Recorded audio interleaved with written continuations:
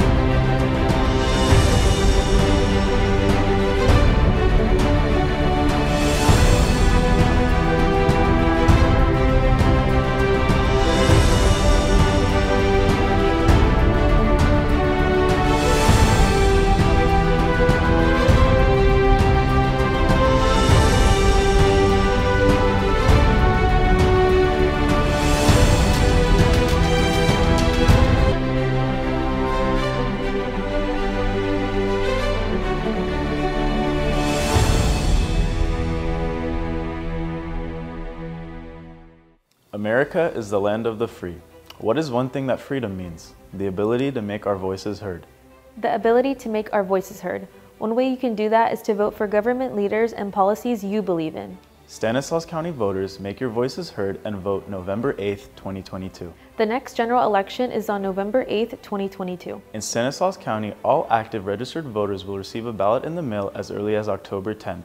You must be registered by October 24th to receive a ballot. To register, go to registertovote.ca.gov. Return your ballot by mail or by an official ballot drop box. If you choose to vote in person, visit a vote center. Or you can register to vote or update registration. At vote centers, you can also drop off vote by mail ballots, register or update voter registration, and get help in languages such as Assyrian, Khmer, or Punjabi.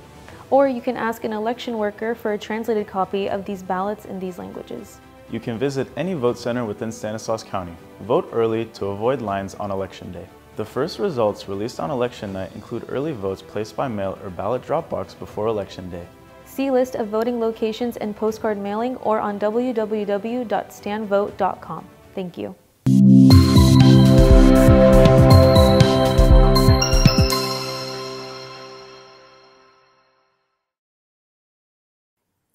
Welcome to the Modern Assyrian on AGN. My name is Carmen Morad. I have a very special guest today, Mr. Gil Esker, candidate for mayor for the city of Turlock. Welcome to the program, Gil.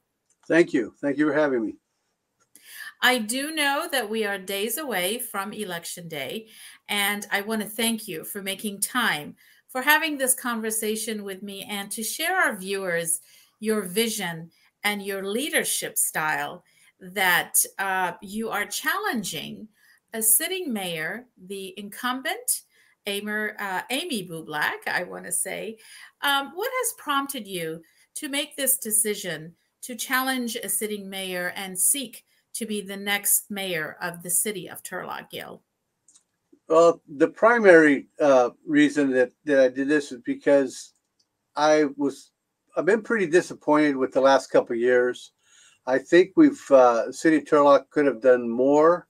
I'm not really satisfied with the leadership that we've had over the last couple of years, and I think that if you watch any of our city council meetings, you see more chaos than organization, and I believe that it's very difficult to get anything done in that kind of atmosphere.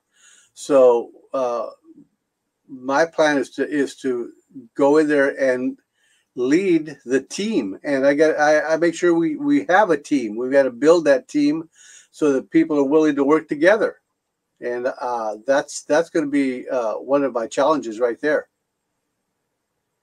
So you're talking about the political discourse presently at the Turlock City Council, which is getting a lot of attention. But Let me ask you about some of the highlights that we hear about, that we read about in the paper. The Modesto Bee calls the Turlock politics red hot right now. Yeah. And out of out of the 9 cities in our county, Turlock is getting a lot of attention, Gil. And you are not someone that's an outsider. You've served on the city council as a council member. You were elected as a council member, and you've been privy to closed session meetings. You have been involved in making decisions that has impacted the residents of the city of Turlock. What are the 3 main highlighted issues? And I know there are more, Gil, but tell us, when you're walking, knocking on doors and talking to residents, because your election is at large. Correct. Your council members, I should say, are elected by district. But for you, it's the entire city of Turlock residents voting. What are some of the concerns that you hear that voters are telling you they want to see improvement or a change in?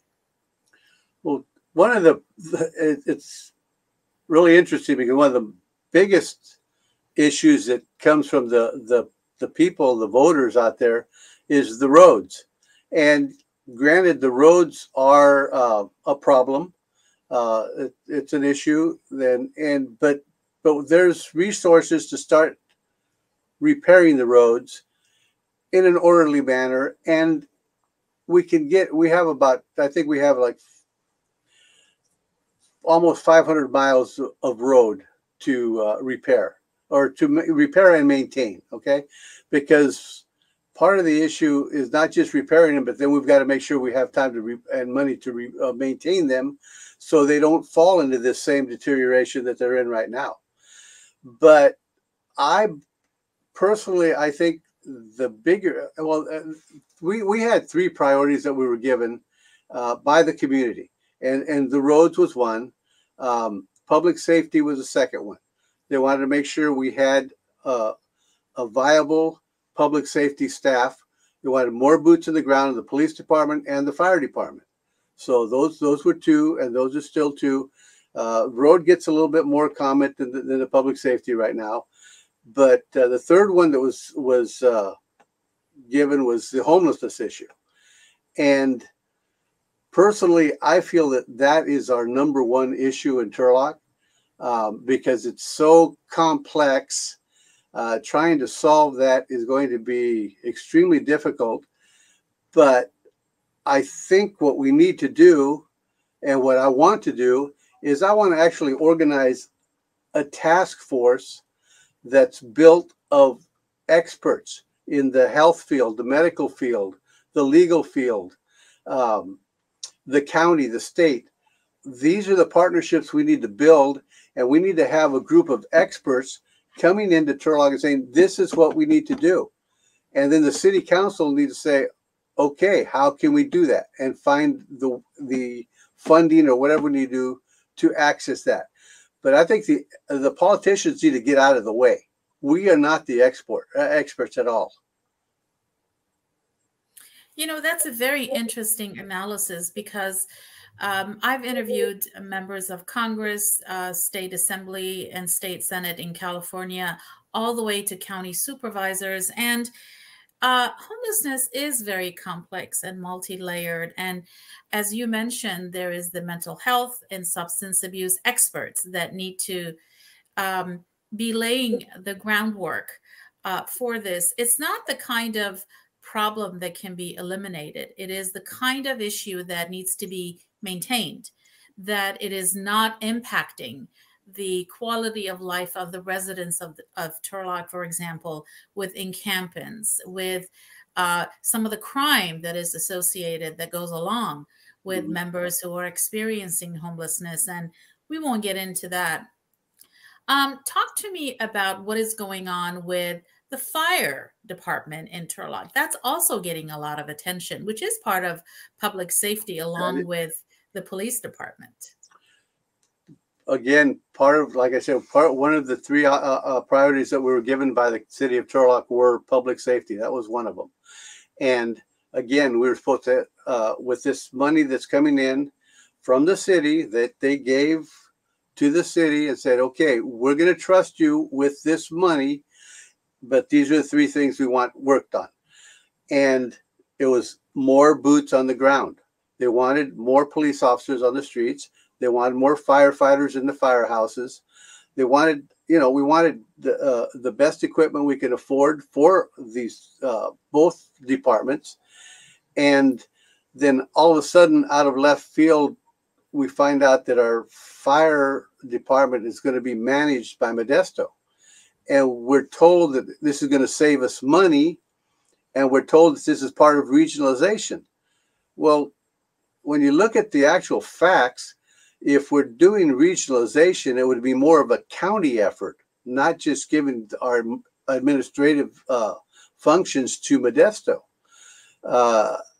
We look at the numbers and we find that we are not saving money with this agreement.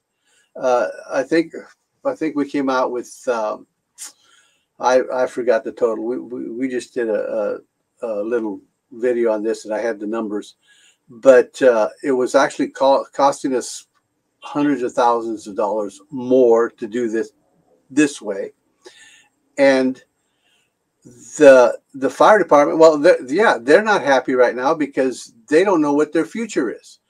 If they want to have any kind of opportunity to advance, they can only go so far in Turlock, and then they have to become a Modesto firefighter to get the higher paying jobs, the battalion chiefs and the fire chiefs. They can't do it with this agreement from Turlock. They would have to move and become an employee of the Modesto department. Well, they're under union, so if they go to Modesto, they're not going to the top of the list. They're going to the bottom of the union. So seniority, that's the way it works. And so the reasons we were given for this were not factual. Okay. So what you're saying is that we are losing firefighters because of this administrative contract and decision that was made by the city council. Is that what you're telling us? That's part of it, yes. And what I get, the information I get is that they feel like they're just unappreciated by the city. They are very hardworking people. All our firefighters are very well trained. They're not just fighting fires. They're EMTs. They show up for anything. They show up for more calls than any other department in the city, because people know that if you need any kind of assistance, you can call, and the firefighters are going to be the first ones to respond. So they deserve the best equipment they can get. We can't always pay top dollar because there's always another city, bigger city, that's going to offer them more money. But the reason that these other cities are trying to hire our firefighters is because they are so well trained. So what we need to do is find a retention incentive so that an extra $1 or $2 an hour doesn't pull them away from Turlock. We want to make it more palatable to be here and work and stay in our community. The same for the police department.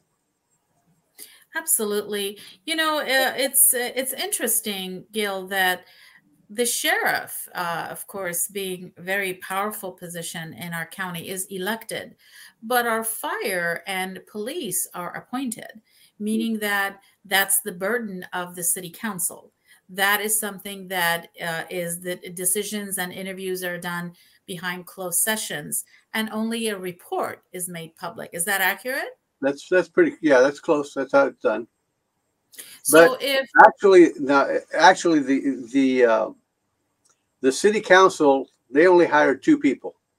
They have 2 employees, the city manager and the city attorney. Now, once we have a city manager, he is in charge of hiring and firing all the department heads, and then the department heads are in charge of their staff, and it works, goes downhill from there. But city council, we hire 2 people, and that's all. And then we need to let the city manager hire his team. If someone is let go or for some reason, loses their job, they have the opportunity to come to the city council and appeal the decision, which is, good for them. But we don't actually hire and fire them. We may approve, but usually when the recruits get to us, they've already been vetted. And so we get maybe the last 3 or 4, the final, and that's what comes to us. But usually most of the work is done before it comes to the council. I see. Thank you for that clarification. I really don't think, and I hope I'm wrong, but the average person who is impacted by these decisions and these services do not know the details that it entails. And that's why it's so important for members of our communities and residents of our cities to attend city council meetings, or if they cannot attend, watch them online. It is an education, and instead of complaining about how things are done if one is not happy about them, then once we understand the process and the system, we have an opportunity to get involved. And of course, that brings us to elections. That's when our voices are heard. Let me go back to what you said, Gil, about the roads. Turlock roads are infamous. We hear about them all the time. You have a video, and I think it's very brief and very to the point. You're standing at this huge pothole, and I think it's a pothole, but you just say that Turlock can do better.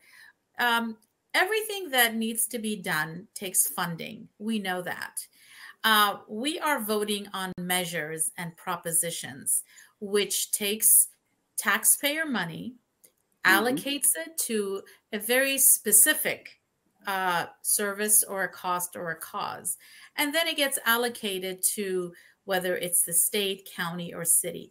Tell us about the measure that is supposed to be sending and allocating monies for Turlock roads. There's actually a couple right now. You have Measure L, which is the county measure that came up, and every city in the county will contribute to the main pot, and then it comes back to us by population and percentage. We'll get certain amounts back to do roads and sidewalks and lighting. For that's part of what it it takes.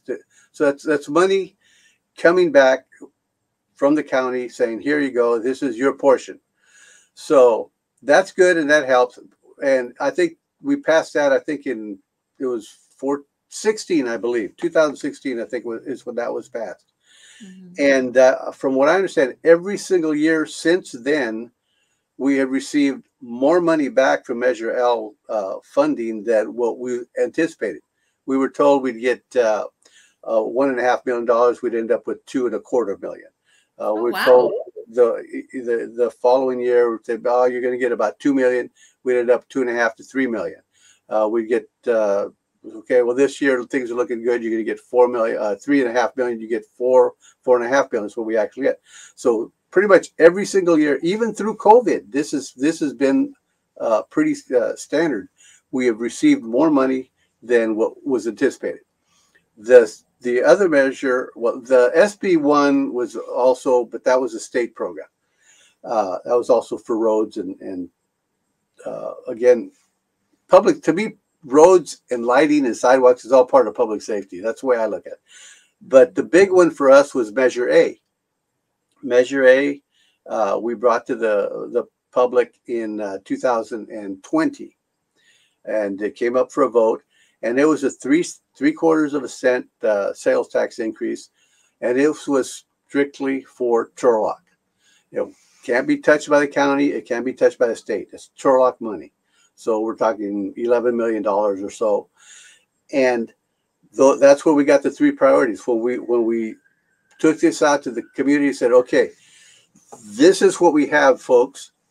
This is what you want. This is what we need. Now you tell us, what are you willing to do to help us get to where we need to go? And so we gave the community the facts, and then we asked them to vote on it. And they said public safety, roads, homelessness. Those are three things we want with this money, and don't spend it on anything else. That's what we were told. And so we wrote it up to do that. One of the things that was disappointing to me was when the current administration decided to spend $1 million to an out-of-state consultant to come into town with the big fancy truck. And sure, it works and it's great, but we really did not need to spend $1 million to the consultant to come in and tell us which were the worst roads in Turlock and which ones to fix first. We already had a city engineer that had put the plan together. In 2019, we had 24 roads in Turlock throughout the district. We had 5 in each district ready to go. We said, give us the 5 worst roads in each district, and we're going to start there. And then from there, get the next 5 ready, and then get the next 5 ready. And so we had a program started, and this is where we were going to go. Unfortunately, we had a little hiccup. It was called COVID. That came and it slowed everything down. Since COVID, supplies are now harder to get, more expensive, a little bit more difficult to get the contractors in because they're either less or they're out doing more jobs someplace else, or their prices, their bids have gone up. But the plan was there, and all we had to do was keep moving forward. Well, our current administration decided, well, no, we're going to do it different. They tried to reinvent the wheel. So what did that do? They just stalled everything. So instead of starting, as soon as things started to open up, and in 2020, the measure was passed, 2021, money started coming in, and here we are in 2020, at the end of 2022, and they just barely started working on these. Is it because it's the election year? I don't know. But why wait so long when the money was there? The program was there, and they just didn't like it. And one of the council members actually said, because we said, well, the plan's already here. Why can't we just move forward with this and get it going? The council member actually said in a public meeting, she says, well, I didn't vote on those. Well, what's that got to do with anything? It was already set. So if we go by that frame of mind, every time a new council gets elected, they're going to start over? That makes absolutely no sense. How are we ever going to get anything finished that way? So you've got to have a plan, and then you've got to follow through. And if you need to tweak the plan, you tweak the plan, but you don't throw it out and start over. That makes absolutely no sense whatsoever. So continuity is important to a measure or an MOU or something that the council has voted on and agreed on, regardless if there is a new council or new administration, as you call it. Is there a sundown on these measures that you mentioned, Measure L and Measure A? I think A was 10 years. Measure L may have been 15. But the thing is, if they see these are working, there's a good chance they'll be re-extended. So I wasn't really too worried. And plus, we put that sunset on there, a sundown, so that if it's not working, then we can say, okay, that's not working. We need to do something else. So that's again for the order. But the main thing with this is we took this and we gave it to the voters. We gave them the information. We gave them the facts. This is it. You tell us if you want to do this. And they voted, yes, we want to do this. Well, this is what we need. And it was a 4-1 vote. One of our members says it was just against it. And it was just more political sound bites because she knew it was going to pass, but she wanted to look good. And that's not the way to run a city or any business. So it I just see. made no sense. So what you're saying, Gil, from, I want to make sure that I understand what the information you're offering. So the funding is there, the money is there, the process is there. It comes down to implementing, and it comes down to actually doing the work. Because with any government money, you have to show and have reports. And every dollar that's government money, taxpayer money, comes with a flashlight on it. There needs Hmm. to be transparency Hmm. on it. Yep. So what you're telling me is that because of the political discourse, things have been slowed down, and of course, COVID didn't help either. Correct. That is I correct. see.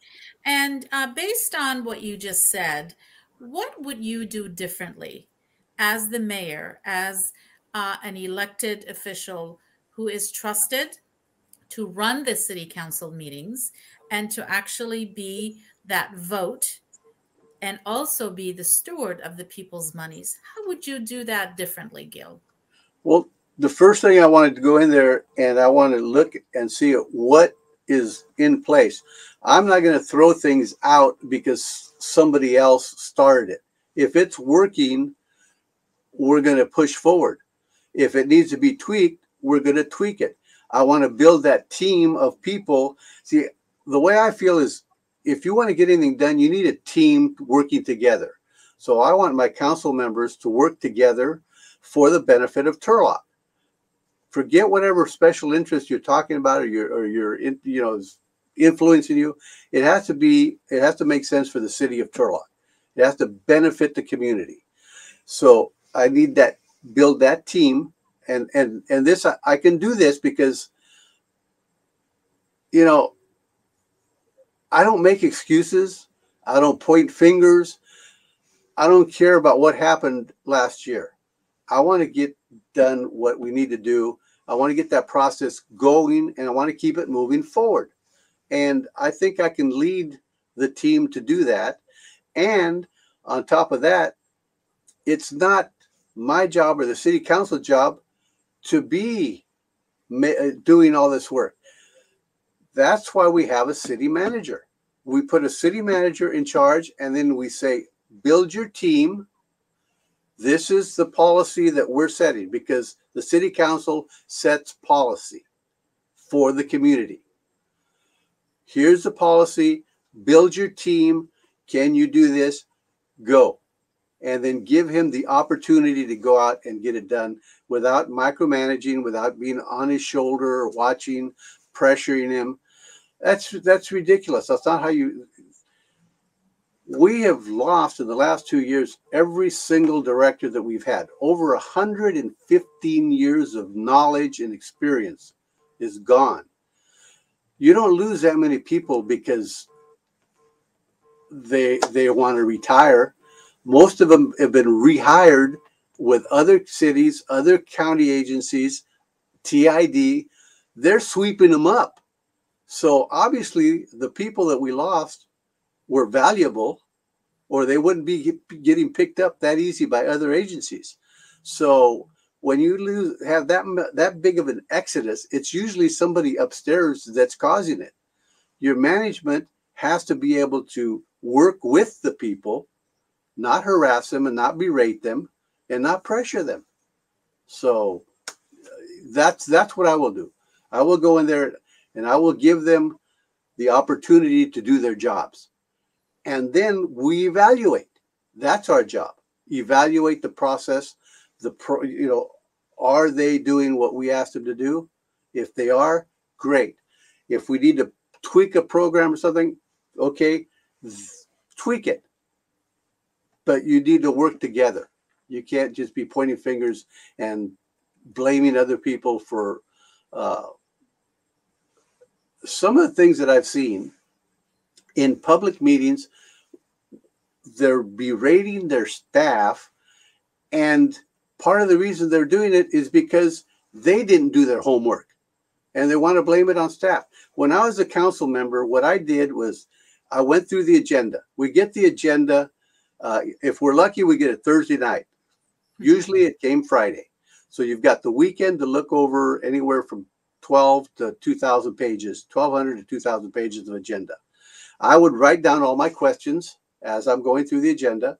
At the end, when I was finished, I would get on the computer and email all my questions to the department heads that were in charge of whatever item I had questions on. And then I would copy the city manager for everything that all the information I wanted, so he knew exactly who I was asking and what I was asking. So when we got to that meeting on Tuesday night, I already had most of my answers. They had already got back to me. If there was any further questions, I would warn them in advance. Okay, I may have some follow-up questions on this. And they are ready. You don't want to ambush your staff. That's ridiculous. That's not a way to run a company or a city. They need to know what you need and when and how. So, you know, those are very good leadership skills that you're talking about, Gil, to encourage staff to make sure that they are doing a good job. And if there's anything that they need to do more, to encourage them, and especially with city council meetings being open to the public. Oftentimes, most of the time, they are live on local cable television as well. So what you're telling me is it is the leadership style that you would like to change. absolutely. And it has to do with camaraderie. Now, it is unfortunate that that's not something that we see a lot lately. It would be an ideal situation if we had everyone getting along. But sometimes that just doesn't happen. There is a change in ideas. There is conflict in ideas. Sometimes it's personal. Sometimes it's political. But that's when the leadership kicks in. A good leader resolves issues and not create new ones. I'm sure you agree with me on that. Yes, and just to be clear, I said I want a team that's going to work together. That doesn't mean I'm going to go in there to make friends, because that's not my job either. I'm not going to go in there to make friends. I'm going to go in there to get things done for the city of Turlock, and that team needs to be working together. There's a gavel that sits right in front of the mayor. Okay, that mayor has the ability and the responsibility to run that meeting. And if somebody's out of order or somebody's getting out of control, that gavel should be coming down and saying, okay, excuse me, you're out of order, or we're not, that's totally out of context or whatever. But anyway, that mayor is supposed to control the meeting. There's 5 voices in there, and every one of them should have the opportunity to speak. Absolutely. And will we all agree on everything all the time? No, probably not. And I don't want a bunch of yes people in there either. I want people that are going to be thinking for themselves, thinking for their district, and overall, what's better for Turlock. Absolutely. Often on this program, when I interviewed candidates or already elected officials, voters vote for people. They trust their decision-making ability and what their values are, what experience they have. And like you said, what is best for their constituents, but not just the constituents in their district. You mentioned something about someone not voting for something. Even though a certain district votes for their representative, but that vote impacts the entire city of Turlock. It impacts other neighborhoods, and it's still something that everybody needs to pay attention on. But the mayor is someone that represents everybody in the entire city. Yep. I want to ask you about something I read about the water. City council makes decisions on utilities. City council makes decisions about services that the city offers, or actually it impacts with the inflation. We all know things cost a lot more. What is happening with the water bills that the city of Turlock or the residents are going to be experiencing? And tell us why that's happening. Well, about 6 years ago, well, they were working on this long before that, but about 6 years ago, when I came onto the council,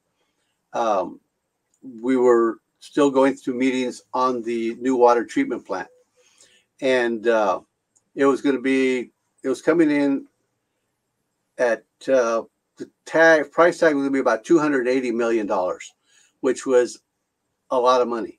Originally, it was going to be Turlock, Ceres, Modesto, and I don't remember if it was Oakdale, but I think one other city, at least it was in there. As the program progressed, some of the other cities dropped out, so it finally came down to Turlock and Ceres. So we were going to have to fund the entire thing, and that water was going to be for Turlock and Ceres. Now, the other cities, if they ever had water issues and they needed to tap in, okay, now they got to buy it from us because they're not partners. Mm-hmm. Right now, the partners are Ceres and Modesto. I mean, Ceres and Turlock, I'm sorry. And so I looked at that plan and I looked at our water table in Turlock is dropping. It's been dropping for years. Our wells are old, and to maintain our wells, millions of dollars to rehab the wells.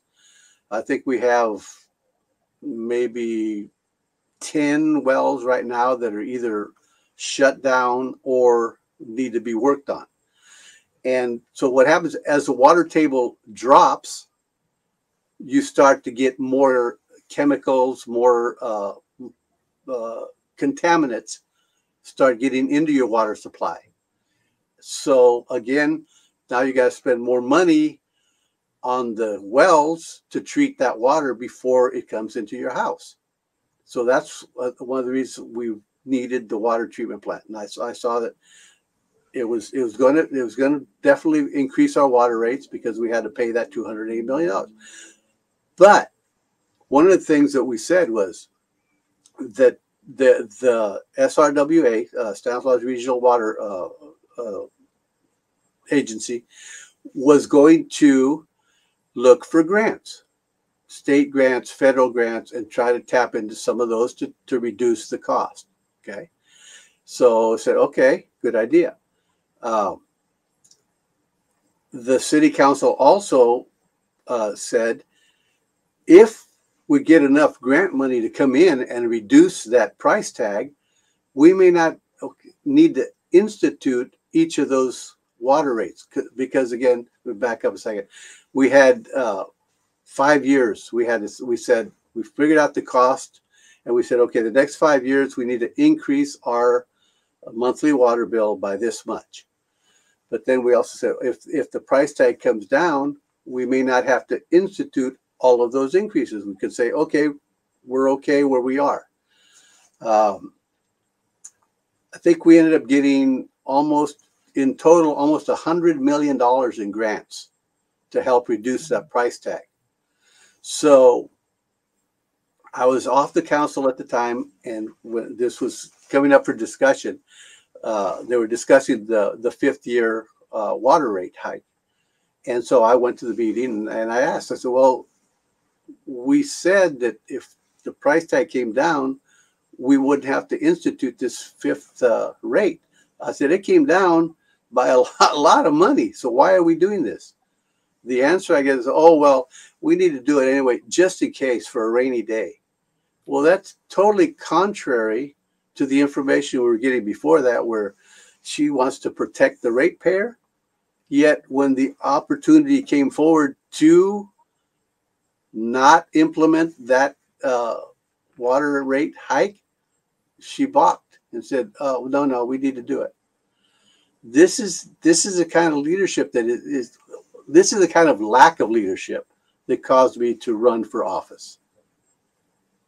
When you say she, you're referring to Mayor Amy Bublak, correct? Our current mayor, correct. I see. Okay.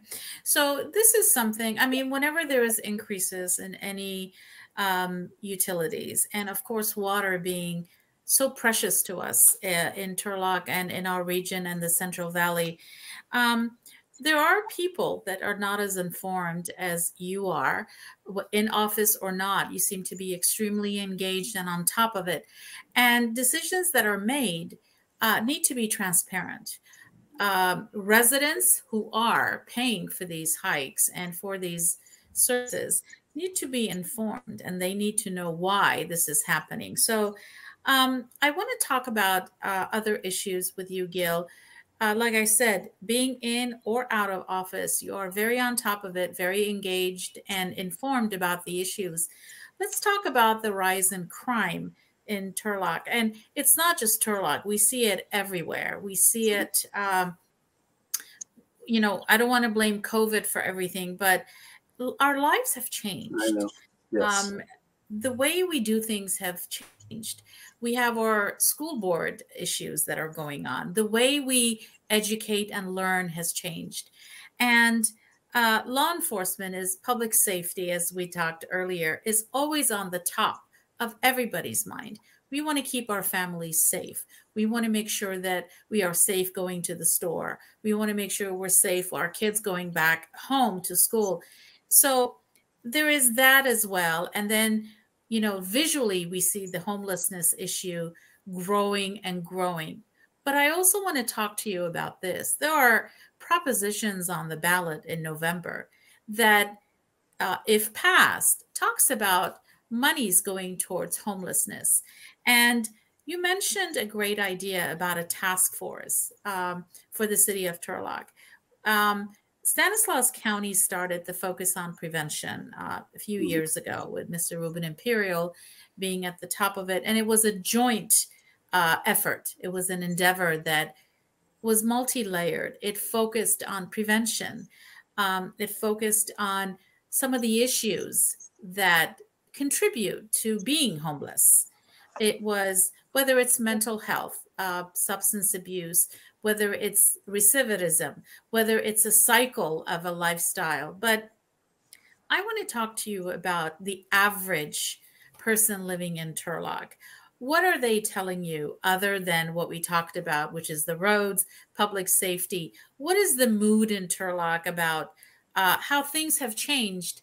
And in closing, I want to ask you, Gil, please let our viewers and your voters know why they should vote for you to be their next mayor versus the incumbent in power right now. One of the big things I get a lot, especially on my side of town, is the housing. Housing is it's more expensive to live in Turlock than it is in Modesto. So we need to find ways. We used to have housing authorities. We used to have housing programs that would help people get into those houses. Over the last couple of years, the current administration has decided, well, we don't really need to do all that. Let somebody else worry about it. We get a lot of that. Let somebody else worry about it, and we can't, because it's our people that are concerned.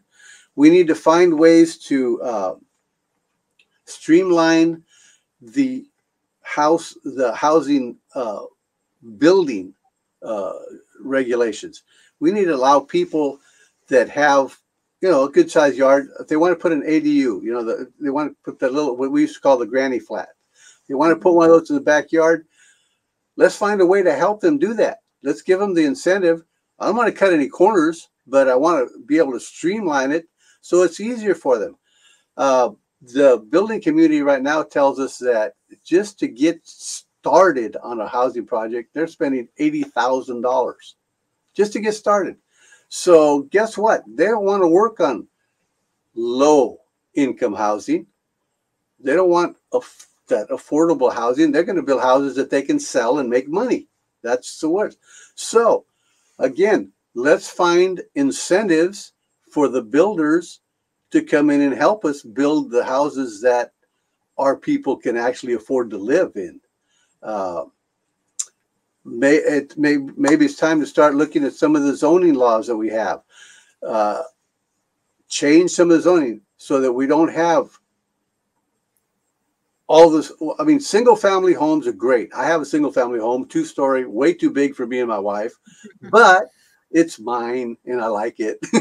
But we should be able to give people the opportunity to build a duplex or a fourplex or whatever in their property if that's what they want to do. Make it easier for them. And with the zoning restrictions that we have right now, it's very difficult to do and very expensive. So those are things we need to work on. Again, there's a state programs that are coming up that will help with this. We need to tap into those partnerships. For some reason, Turlock has decided they want to be this little island and they don't want partnerships. Again, I don't understand that. How can you get anything done without getting the right partners? One of the things I mentioned earlier, we talked about, you mentioned communication. One of the things that as mayor, what I will ask each of the council members to do is in their own district, they're going to have a town hall meeting at least once a quarter, because that communication you were talking about, that's extremely important to me. I think the people need to know exactly what we're doing. Where are we spending the money? Why are we spending the money? How are we doing this? They need to know. We don't necessarily have to ask them to vote on everything, but we need to inform them on what we did and why we did it, because we're spending the community's money. If it wasn't for that money coming from them, we wouldn't be there either. So that communication is extremely important to me. And I guess in closing, I just say that I grew up and I learned hard work, okay? And you have to work for what you need or what you want. And then you have to prioritize the wants from the needs, okay? There's things that we can have that we want. And sometimes you have to sacrifice for things that you need. I think as a business, you kind of operate the same way. You prioritize the things that you need to have a successful business. City is no different.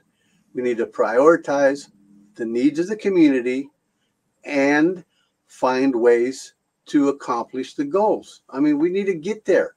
And the only way we're going to get there is if we start.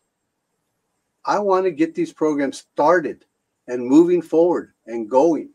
And as the mayor of Turlock, I would plan to be there and lead the community in the direction that they want to go. And one of the things you learned a long time ago, a leader, if you want to be a good leader, you got to be a good follower first. You need to be following what's going on around you, the needs that are going on, and then you come up with your plan and you say, okay, let's solve the problem. Let's get it done. And that's what I want to do. And I don't know that I'll get it all done in 4 years, because it's a big job, but I can sure get it started.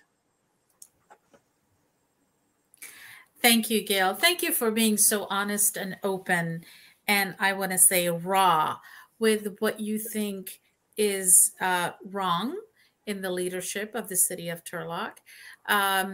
In the next few days, as Election Day is coming up, we want to make sure on this program that our viewers can contact you. They can ask you questions, that if they have any concerns, get to know you a little bit better, get to know what your values are, and they can make up their minds, because to each voter, each issue has different priority. Mm-hmm. For someone who has a big, huge pothole in front of their house, it impacts their car, it impacts the safety of their car, and there are other issues with bikes, and altogether there are different issues that impact the quality of life for residents of Turlock. I want to thank you for coming on today, and I want to invite you for coming back to share more ideas with us. And as a reminder to our viewers, October 24th was the last day to register to vote. However, on October 29th, vote centers will be open all over Stanislaus County. And if you haven't registered, or if you find yourself in a different district, or if you need to re-register, you can do so at any vote center, and you can register the same day and also cast your ballot. Gail Esquer, thank you so much for being here today and sharing with us your vision and your leadership for the future of the city of Turlock. Carmen, thank you very much for having me. It was my pleasure. And this is what I do. I want the information to go out there. If you look at my campaign, you look at the things I'm doing, I'm putting the information out there because I want people to know. Whether I win or lose, at least I got the opportunity to let them know what's really going on versus what they're being told. And that's important to me. And that's what I want to continue to do. And my door will always be open to anybody that wants to walk in and say, hey, can we work on this? Because I want those ideas. I want that creativity. That's how we'll get to where we need to be. Thank you. I'll let you have the last word on that. Thank you for sharing your thoughts and ideas with us. And hopefully we'll hear more from you. This concludes my conversation with Gail Esker, candidate for the mayor of the city of Turlock. I'll see you on the next Modern Assyrian.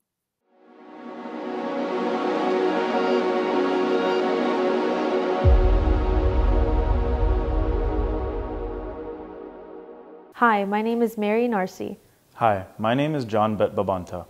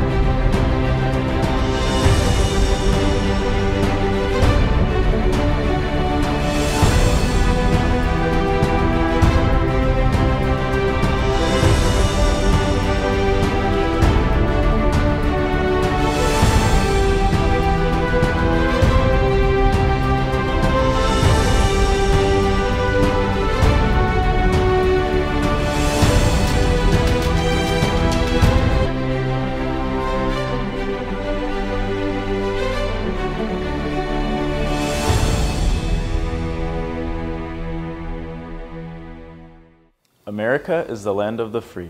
What is one thing that freedom means? The ability to make our voices heard. The ability to make our voices heard.